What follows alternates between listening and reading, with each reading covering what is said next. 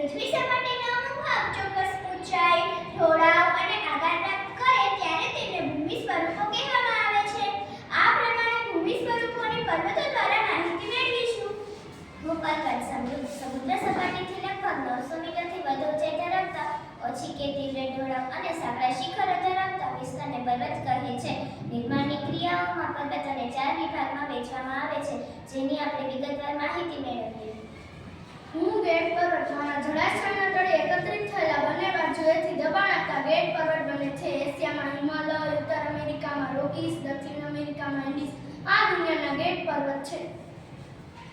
મુખડ પર્વત મારા ભૂગર્ભિક પર્વતને લીધે બે ભૂમિ સ્વરૂપો પર ખેંચાણ બળ લાગે ત્યારે તિરાડ પડે છે. ભારતમાં નીલગિરી, સાતપુડા, વિંધ્યાચલ પર્વત એ ખડ પર્વત છે.